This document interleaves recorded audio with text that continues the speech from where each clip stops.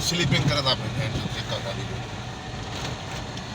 मेरी हवा घट कर किन्नी कटनी है ये रहे तो गड्डी फस रही है ना तुझे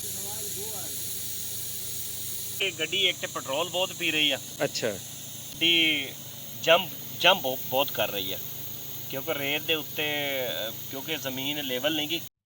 ਇਹ ਹੈ ਪੰਜਾਬ ਦਾ ਸਭ ਤੋਂ ਵੱਡਾ ਸਹਿਰਾਏ ਚੋਲਿਸਤਾਨ, ਜਿਹਨੂੰ ਰੋਈ ਵੀ ਕਿਹਾ ਜਾਂਦਾ।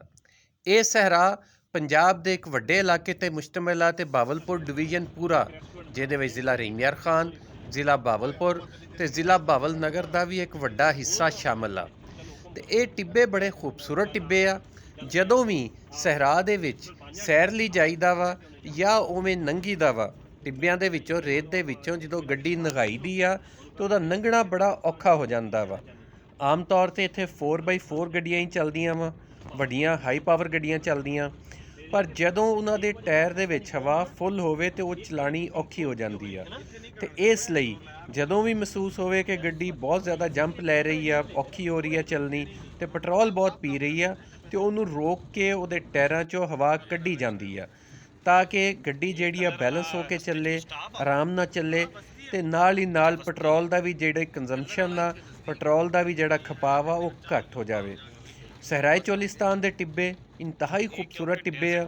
ਬੜੀ ਸੋਹਣੀ ਰੇਤ ਇੱਥੇ ਹੁੰਦੀ ਆ। ਰੇਤ ਗੋਲਡਨ ਰੰਗ ਦੀ ਜਦੋਂ ਦੂਰੋਂ ਦੇਖੀ ਦੀ ਆ। ਅੱਛਾ, ਇਸ ਜਿਹੜੀ ਰੋਈ ਦੀ ਰੇਤ ਆ, ਇਹਦੇ ਵਿੱਚ ਮਿੱਟੀ ਵੀ ਮਿਕਸ ਆ। ਤੁਸੀਂ ਦੇਖੋ ਬਾਰਿਸ਼ਾਂ ਤੋਂ ਬਾਅਦ ਬੜੀ ਹਰਿਆਲੀ ਹੋ ਜਾਂਦੀ ਆ। ਗਾਈਆਂ, ਦੂਜੇ ਜਾਨਵਰ, ਊਠ, ਬੱਕਰੀਆਂ, ਭੇਡਾਂ ਇੱਥੇ ਬਹੁਤ ਹੁੰਦੀਆਂ ਵਾ ਅਤੇ ਉਹ ਇੱਥੇ ਫਿਰਦੀਆਂ ਰਹਿੰਦੀਆਂ, ਚਰਦੀਆਂ ਰਹਿੰਦੀਆਂ। ਅਤੇ ਇਸ ਟਿੱਬਿਆਂ ਦੇ ਵਿੱਚੋਂ ਜਦੋਂ ਲੰਘਣਾ ਹੋਵੇ, ਜਿੱਥੇ ਵੀ ਲੱਗਦਾ ਕਿ ਮੁਸ਼ਕਲ ਹੋ ਗਈ, ਸਿਰਫ ਗੱਡੀ ਨਹੀਂ, ਮੋਟਰਸਾਈਕਲਾਂ ਦੀ ਹਵਾ ਵੀ ਕੱਢੀ ਜਾਂਦੀ ਆ। ਸਾਰੀ ਨਹੀਂ ਕੱਢੀ ਜਾਂਦੀ, ਘੱਟ ਕਰਤੀ ਜਾਂਦੀ ਆ। ਅਤੇ ਫਿਰ ਜਿਹੜਾ ਗੱਡੀ ਚਲਾਉਣ ਦਾ ਮਜ਼ਾ ਵੀ ਆਉਂਦਾ ਵਾ ਅਤੇ ਗੱਡੀ ਸੌਖੀ ਵੀ ਚੱਲਦੀ ਆ। ਅਤੇ ਇੱਦਾਂ ਦਾ ਹੀ ਇੱਕ ਸਹਿਰਾਈ ਸਫ਼ਰ ਜਿਹੜਾ ਮੈਂ ਪਿਛਲੇ ਦਿਨਾਂ 'ਚ ਕੀਤਾ, ਉਹ ਤੁਹਾਨੂੰ ਦਿਖਾ ਰਹੇ ਹਾਂ। ਇਸ ਵੇਲੇ ਸਾਡੇ ਨਾਲ ਜਿਹੜੇ ਗੱਡੀ ਡਰਾਈਵ ਕਰ ਰਹੇ ਆ ਉਹ ਹੈਗੇ ਜਾਮ ਜੀਵਨ ਸਾਹਿਬ।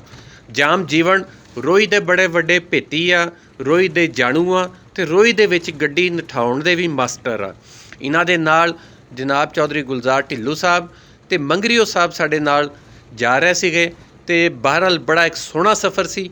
ਉਸ ਸਫ਼ਰ ਦੇ ਵਿੱਚ ਜਦੋਂ ਮਹਿਸੂਸ ਕੀਤਾ ਜਾਮ ਜੀਵਨ ਸਾਹਿਬ ਨੇ ਕਿ ਇਹਦੇ ਵਿੱਚ ਹੁਣ ਸਾਨੂੰ ਹਵਾ ਕੱਢਣੀ ਚਾਹੀਦੀ ਹੈ ਗੱਡੀ ਦੇ ਟਾਇਰਾਂ 'ਚੋਂ, ਅਤੇ ਗੱਡੀ ਰੋਕੀ ਅਤੇ ਹਵਾ ਕੱਢੀ। ਅਗਰਚੇ ਮੰਗਰੀਓ ਸਾਹਿਬ ਨਾਰਾਜ਼ ਹੋ ਰਿਹਾ ਸੀ ਕਿ ਨਹੀਂ ਕੱਢਣ ਦੀ ਲੋੜ, ਹਾਲੇ ਨਾ ਕੱਢੋ, ਅਤੇ ਉਹ ਸਾਰਾ ਕੁਛ ਤੁਹਾਨੂੰ ਦਿਖਾਲਦੇ ਹਾਂ ਕਿਵੇਂ ਗੱਡੀ 'ਚੋਂ ਹਵਾ ਕੱਢੀ।